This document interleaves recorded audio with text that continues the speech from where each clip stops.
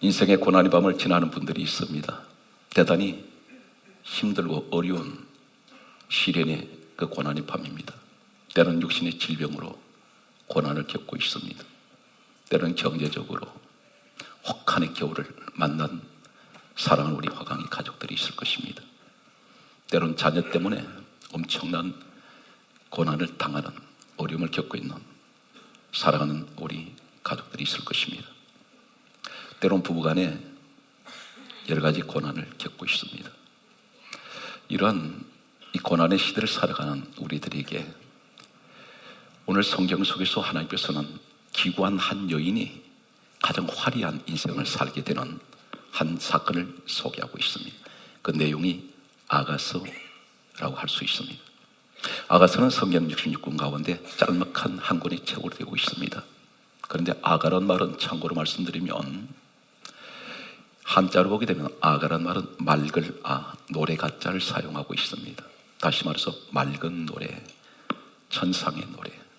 세상 노래는 슬픔을 이야기합니다. 그러나 이 아가의 노래는 바로 누가 기록했냐면 성령의 감동을 받았던 솔로몬이라는 사람이 기록을 했습니다. 이때가 언제냐면 역사는 예수님 오시기 전에 BC 1000년경에 솔로몬은 이 땅에 생존했을 때입니다. 66권 성경 가운데에서 가장 해석하기 어려운 난이한 성경이 3권이 있습니다. 첫 번째는 아가서, 두 번째가 다니엘서, 세 번째가 계시록이라고 할 수 있습니다. 오늘 아가서 속에 하나님의 사랑이 들어있습니다. 아가서에는 사랑이라는 단어가 66번 소개되고 있습니다. 왜 아가서 속에 66번 사랑이라는 단어가 그렇게 기록되냐면 성경은 전체가 66권으로 되어 있습니다. 66권 전체는 하나님의 사랑으로 기록되어 있습니다. 그래서 아가서 한 권 속에는 성경 66권을 다 압축하는 그런 내용이라고 해도 과언이 아닙니다. 아가서는 누구와 누구의 이야기냐면 솔로몬과 술람이라는 여인의 러브 스토리입니다. 사랑 이야기입니다. 두 사람의 사랑 이야기. 그런데 이 성경을 아가서를 보게 되면 지금도 유대인들은 12세가 되기까지는 아가서를 읽지 못하게 합니다. 문자적으로 보게 되면 여인의 신체 전 부분이 다 소개되고 있습니다. 그래서 자칫 잘못 읽으면 에로스적이고 에로틱한 그런 소설로만 보이는 이런 책이 아가서라고 할 수 있습니다. 그러나 이 속에는 영적으로 보면 놀라운 비밀들이 박혀 있습니다. 마치 다이아몬드처럼 보석이 다 박혀 있는 말씀을 우리가 오늘 발견하게 될 것입니다. 예수님께서 이 땅에 오셨을 때는 참고로 말씀드리면 신약 성경 27권, 우리가 가지고 있는 27권은 기록되지 않았습니다. 예수님께서 이 땅에 오셨을 때는 우리가 가지고 있는 구약 성경 39권밖에는 없었습니다. 예수님께서 오셔서 친히 하신 말씀이 요한복음 5장 39절은 이렇게 말씀하고 있습니다. 성경에서 영생을 어느 줄 생각하고 이 성경을 상고하거니와 이 성경은 곧 내게 대하여 증거하는 것이다. 예수님에 대하여 기록했다는 것입니다. 오늘 그렇다면 아가서 속에는 복음적으로 예수님의 모습을 보여주고 있습니다. 동시에 나와 여러분의 모습이 그곳에 있습니다.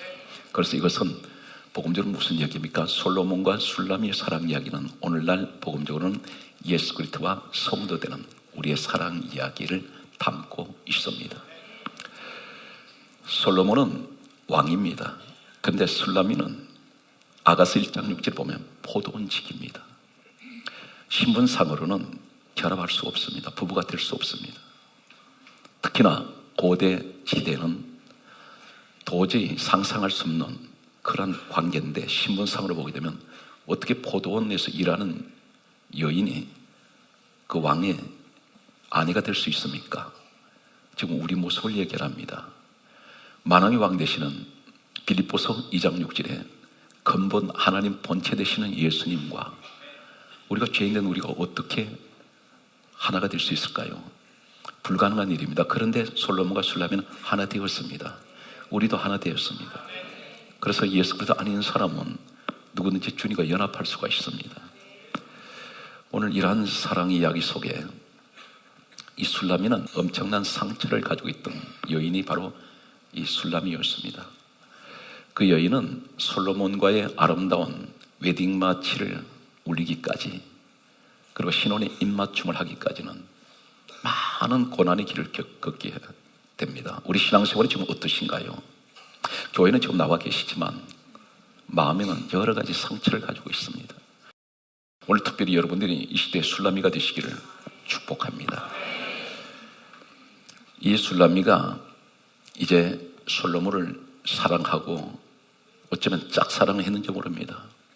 우리 모습입니다. 주님을 나는 늘 짝사랑하고 늘 사모하고 있는데, 이 여인이 솔로몬을 사랑하면서 겪는 아픔을 이야기하고 있습니다. 아가서 1장 5절 말씀을 보게 되면 이 술람이가 이렇게 말합니다. 예루살렘 여자들아, 내가 비록 검으나 나는 아름다우니 내가 계달의 장막 같을지라도 솔로몬의 휘장 같구나, 이렇게 말하고 있습니다. 그러면서 하는 말이 아가서 1장 6절은 다음과 같이 말하고 있습니다.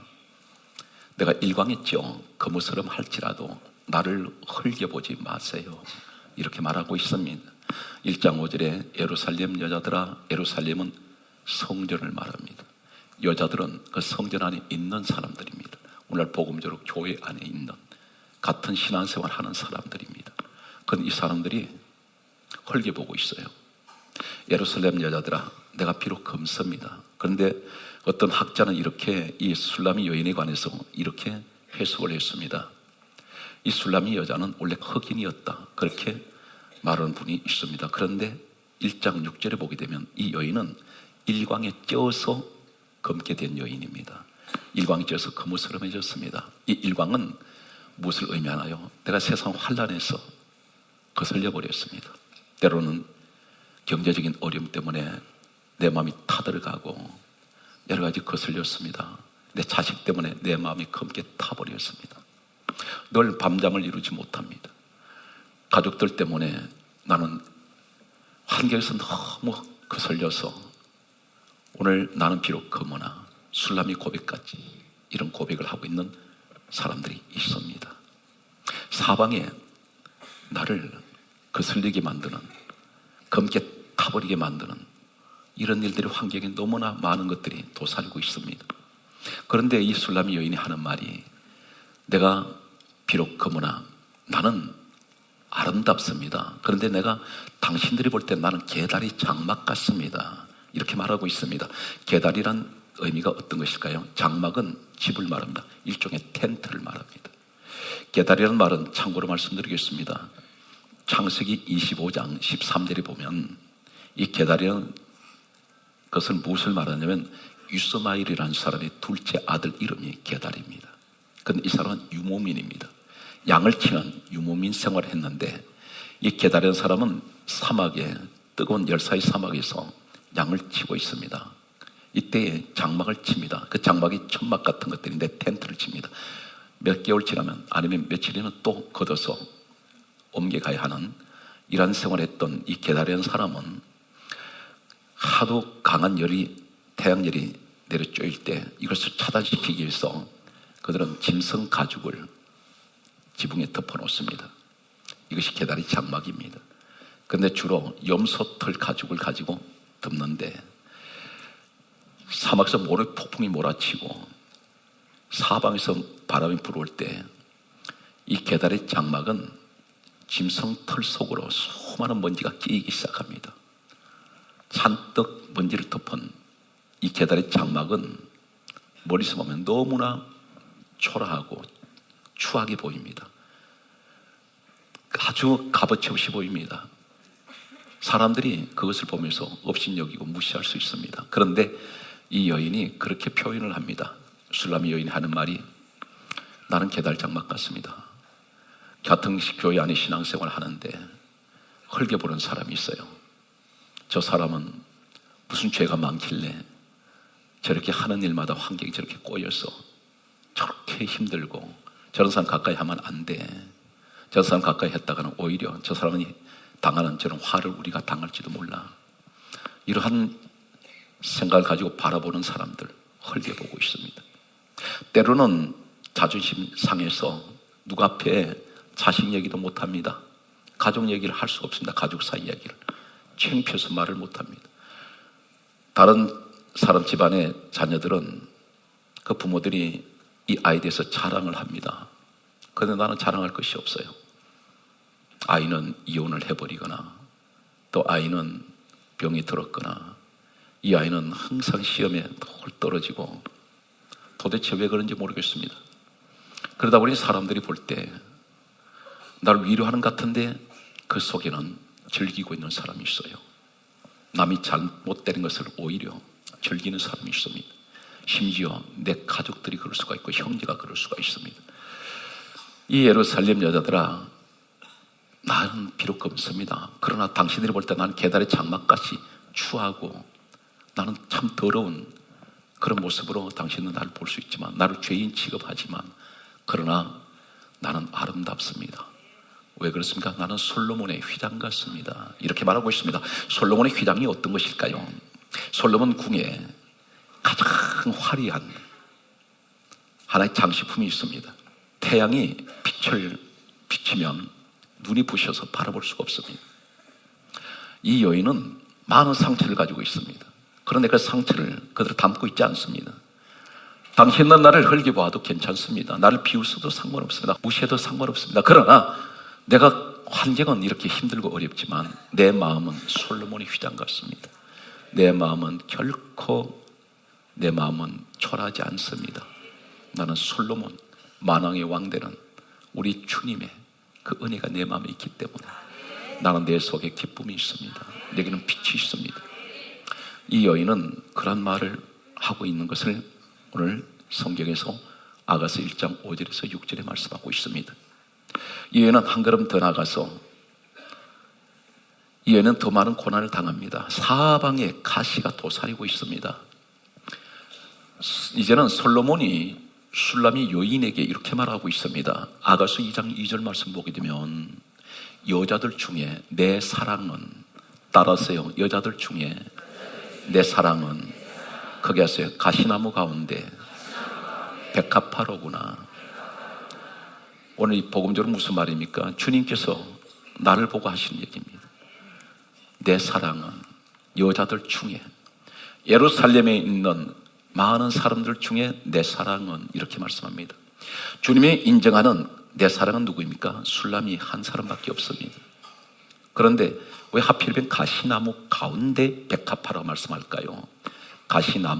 나무는 이사야 5장 7절과 예레미야 5장 14절에 사람을 가리키고 있습니다. 사방에 가시나무 같은 사람만 도사리고 있습니다. 전부 나를 찌르는 것밖에 없습니다. 그런데 그 가운데 유난히 가시나무 가운데 한 송이 꽃이 자라고 있습니다. 백합화입니다. 사방에 이 시대는 돌아보면 어떻습니까? 위로의 소리가 별로 들리지 않습니다. 소망의 소리가 별로 들리지 않습니다. 전부 비판의 소리만 들립니다. 모든 분야가 다 그렇습니다. 내 탓이라는 소리는 별로 들리지 않습니다. 전부 다 상대방 탓으로 손가락질 하는 시대가 바로 이 시대입니다. 그런데 주님께서 말씀하는 사방에 가시나무 같은 사람만 둘러싸이는 이런 곳에서 슐람이 여인을 가리켜 너는 백합화구나. 이 백합화가 어떻습니까? 가시나무 밭에서 자라 올라갈 때 바람이 조금만 불어도 흔들리기만 하면 찔러댑니다.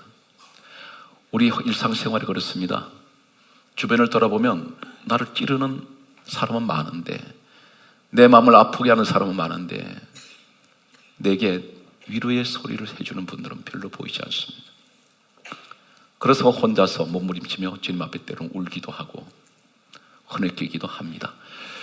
이러한 모습 속에서 이 백합화가 무엇입니까? 사방에서 찔리던 가시는 있지만 이 여인은 이 백합화라마로 활짝 피어있는 꽃입니다. 봉오리가 아닙니다. 무엇을 말합니까? 기쁨의 꽃을, 은혜의 꽃을, 그리고 그는 환희의 꽃을 가지고 있습니다.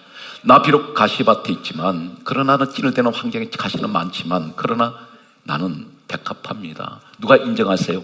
예수님이 그렇게 인정하고 있습니다. 여자들 중에 내 사랑은, 이름을 부르지 않습니다. 술람이야 부르지 않습니다. 내 사랑아. 오늘 여러분 그 주인공이 되십시오. 그리고 상처가 들어오거든 이걸 남겨두지 말고 털어내세요. 가지고 있으면 꼭 그것은 큰 병으로 발전할 수가 있습니다. 이 술람이 여인이 이 어려운 가시밭에 백합화처럼 피어오를 수가 있었으며, 그리고 예루살렘 여자들이 헐게 보아도 항상 그 마음속에 나는 솔로몬의 휘장 같다고 고백하는, 어디서 이런 힘을 가졌을까요? 오늘 말씀의 가장 중요한 키포인트, 핵심이 되겠습니다. 이 말씀 붙드시기 바랍니다. 성경은 아가서 2장 5절에 이렇게 말씀하고 있습니다. 술람이 고백입니다. 너희는 건포도로 나를 도와주어라.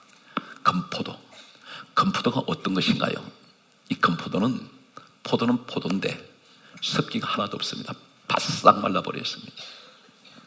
완전히 말라버린, 비틀어진 이런 건포도. 근데 포도가 어디서 나옵니까? 포도나무에서 생산이 되는데, 복음대로 보면 예수님이 이렇게 말씀하셨습니다. 요한복음 15장 1절과 5절 말씀을 보면 예수님께서 말씀하시기를 나는 포도나무요, 그렇게 말씀하셨습니다. 포도나무 되시는 예수님을 통하여 이 포도 열매는, 포도 열매에서 나오는 것이 포도주가 나옵니다. 이 포도주를 가리켜 마태복음 26장 27절에서 28절은 이렇게 말씀하고 있습니다. 포도주를 주시면서 하시는 말씀이 받아 마시라. 이것은 죄 사함을 얻게 하려고 흘리는 바 나의 피, 곧 언약의 피다. 우리가 성찬을 하지 않습니까? 성찬 때 포도주 마시지 않습니까? 무엇을 의미합니까? 예수 그리스도의 피를 의미하고 있습니다. 예수 피는 요한일서 1장 7절에 예수 피가 모든 죄를 깨끗하게 하신다 했습니다.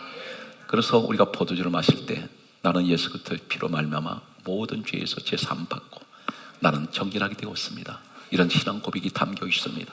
그렇다면 건포도는 무엇을 말하나요? 우리 예수님께서 십자가에 달리셨을 때에 물과 피를 다 쏟으셨습니다. 바싹 말라버렸습니다. 건포도같이 되어버렸습니다. 오늘 술람이 여인이 자신을 비난하고 가시 역할하고 늘 찔러대던 이 사람들 가리켜 너희는 건포도로 나를 도와주세요, 이렇게 말하는 소리는, 이제는 그만 나를 비방하지 마세요. 그만 나를 헛떠드세요. 그만 나를 비웃지 마세요. 이제는 그만 나를 공격하지 마세요. 내 마음 아프게 하지 마세요. 건포도로 나를 도와주세요. 이 말은 우리 주님의 십자가에 나를 나 같은 죄인을 위해서 죽으신 그분의 십자가에서 죽으시면서 물과 피를 다 흘리시고 건포도같이 되신 그분의 사랑 이야기를 듣고 싶습니다. 저한테 그런 소리를 해주셔서 좀 힘을 주세요. 나는 오직 십자가만 의지하고 싶습니다. 그분만이 나를 사랑하시는 그 사랑을 나는 간직하고 싶습니다. 이제는 그만 나를 비방하세요. 나를 그만 헐뜯으세요. 이제는 주님의 사랑을, 그 소리를 듣고 싶습니다. 내게 그 힘을 좀 주세요. 건포도로 나를 도와달라고 말합니다. 그러면서 하는 말이 아가서 2장 5절에 이렇게 말합니다. 내가 그를 사랑함으로 병이 났습니다. 여러분, 누구를 사랑하면서 상사병 걸려보신 적 있습니까? 이 술람이 여인은 너무 솔로몬을 사랑하다 보니까 병이 들었다고 고백합니다. 복음적으로 무엇을 말합니까? 내가 주님을 너무 사랑하다 보니 내가 병이 날 만큼, 몸살을 앓을 만큼 주님을 사랑하고 있습니다. 오늘 술람이는 그 고백을 합니다.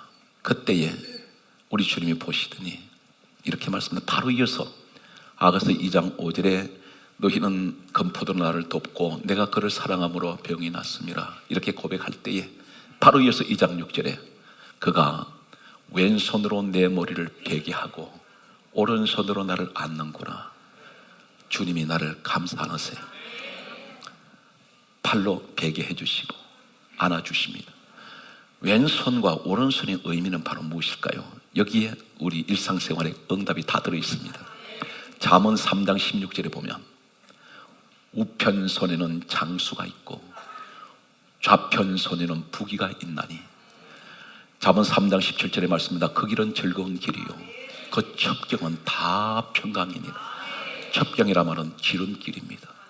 내가 부귀영화를 가지려고 얼마나 몸부림쳐 평생을 달려왔는데, 그런데 그것이 이루어지지 않고 있습니다.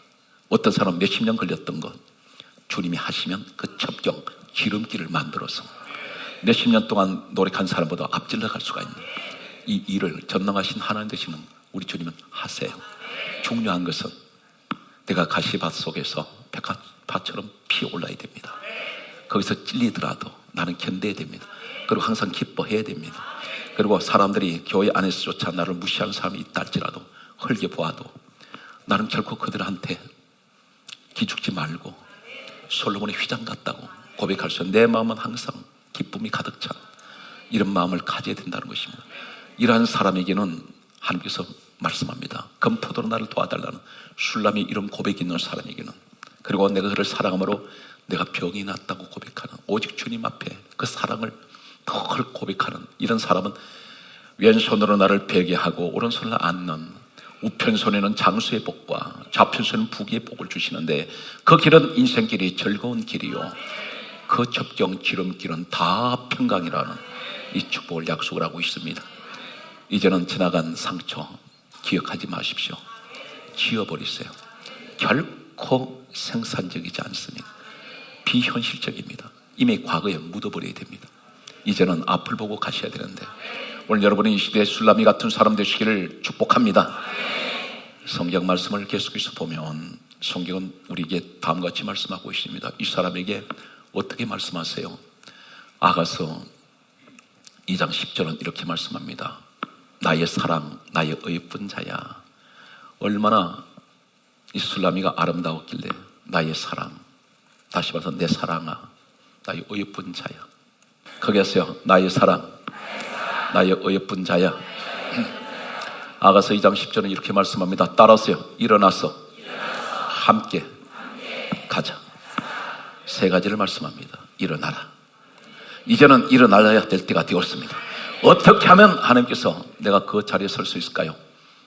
수많은 가시 속에 내가 있어도 결코 그 자리에 꺾이지 말고 백합화가 되어야 됩니다.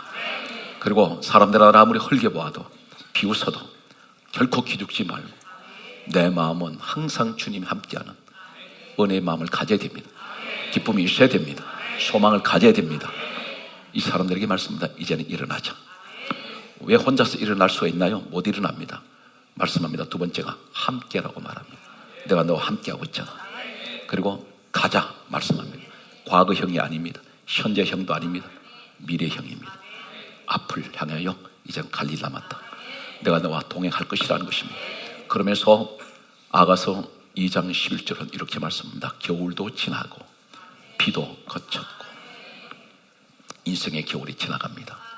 비도 거쳤다는 말이, 이 비는 겨울비를 말합니다. 겨울비가 내리면 살아있던 것들이 다 얼어붙어 버립니다. 다 말라 죽습니다. 그런데 주님이 우리에게 복음적으로 말씀하시는 이 아가서 속에 말씀하는 내용은 이젠 겨울도 지났다. 내 인생의 겨울은 지나갔습니다. 그리고 비도 거쳤다는 것입니다. 그리고 하시는 말씀이 아가서 2장 12절은 이렇게 말씀합니다. 지면에는 꽃이 피고, 한 가지 기억하세요. 지면이라 하는 땅을 의미합니다. 흙에는 꽃이 피는데 우리 육체가 흙으로 지어졌습니다.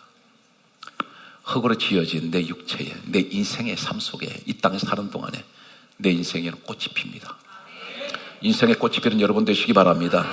지면에는 꽃이 피고 새에 노래할 때가 이르렀는데 이제 때가 왔습니다. 그래서 반구의 소리가 우리 땅에 들리는구나. 우리라고 그랬습니다. 나 혼자가 아닙니다. 주님이 함께하는 그곳에 반구의 소리는 비둘기를 말합니다. 만국 공통 평화의 새는 비둘기입니다. 이제는 내 가정에, 내 인생의 삶 속에 비둘기 평화가 찾아오는 이 축복을 약속을 하고 있습니다. 여러분, 말씀 듣는 대로 하는 축복은 이루어집니다. 성경은 그러면서 동시에 하신 말씀이 이렇게 말씀하고 있습니다. 아가서 2장 13절은 말씀하시기를, 무화과 나무에는 푸른 열매가 익었고, 그리고 포도나무에는 꽃이 피고 향기를 토하는구나. 나의 사랑, 나의 어여쁜 자야, 일어나서 함께 가자. 여기에 무화과 나무가 푸른 열매가 익었다 말씀합니다. 전 세계에 많은 나무들이 열매를 맺습니다. 열매를 맺는데 꽃이 없이, 꽃도 피우기 전에 열매 맺는 나무가 있는데 바로 무화과 나무입니다. 왜 무화과라고 부르냐면 꽃이 없는 열매란 뜻입니다. 그런데 실질적으로 과연 그럴까요? 이 무자란 말은 없을 무자를 씁니다. 꽃이 없는 나무, 열매, 무화과. 그런데 꽃이 있습니다. 언제 꽃이 있냐면 열매를 맺을 때 무화과나무의 열매는 특이한 것은 열매 속에서 열매와 함께 꽃을 피웁니다. 보통 우리에게는 이렇게 말합니다. 다른 사람의 인생에는 꽃이 피는 시절이 있었는데 내게는 그 꽃이 피는 시절이 없었습니다. 이렇게 말한 분이 있다면 우리에게 말씀합니다. 무화과나무 열매의 축복이 있는데 열매 맺으면서 꽃이 함께 필 것이라는 것입니다. 오늘 시간 그 축복의 주인공이 되십시오. 그리고 포도나무는 말씀드렸습니다. 요한복음 15장 1절과 5절에 예수님을 의미한다면 포도나무는 꽃이 피고 향기를 토한다 했습니다. 이제는 은혜의 꽃이 활짝 피고 예수 그리스도의 향기가 온 만방에 나를 통해서 퍼져나가는 이 축복이 있어야 됩니다. 그러면 이제는 어떻게 살아야 될까요? 아가서 4장 11절은 이렇게 말씀하고 있습니다. 내 신부야, 이렇게 이제 비로소 말씀합니다. 신부라고 말씀합니다. 잠시 전까지는 나의 사랑, 나의 어여쁜자라 그러시더니 이제는 신부라고 말씀합니다. 내 신부야 말씀하시면서 너 입술에서는 꿀방울이 떨어지고 내 혀 밑에는 꿀과 젖이 있구나, 그렇게 말씀하고 있습니다. 입술에 꿀방울이 떨어집니다. 이 신부되는 이 여인 입에서는 계속 꿀방울이 떨어지고 있습니다. 꿀은 무엇을 의미합니까? 성경의 말씀 보게 되면 시편 119편 103절에 따라서 꿀은 말씀을 의미합니다. 예수 그리스도의 신부되는 성도는 항상 그 입술에 말씀의 은혜가 단맛이 뚝뚝 떨어집니다. 입에서 나오는 소리마다 단맛을 냅니다. 꿀 같은 은혜의 말씀만 자꾸 쏟아집니다. 그리고 혀 밑에는 꿀과 젖이 있다는 말이 무슨 말입니까? 젖은 은혜를 말합니다. 항상 입술에 머금고 있는 이 사람이 신부되는 이 사람 입에는 늘 말씀의 은혜만 있습니다. 쏟아지는 말마다 소망의 소리, 기쁨의 소리, 사람을 즐겁게 하며 달콤한 이런 아름다운 부드러운 소리만 들려옵니다. 오늘 여러분 가정에 이 아가의 노래를 부를 수 있는, 밤에 고난의 밤에 부르는 이 아가가 여러분 가정에 있으시기를 예수 그리스도 이름으로 축복합니다.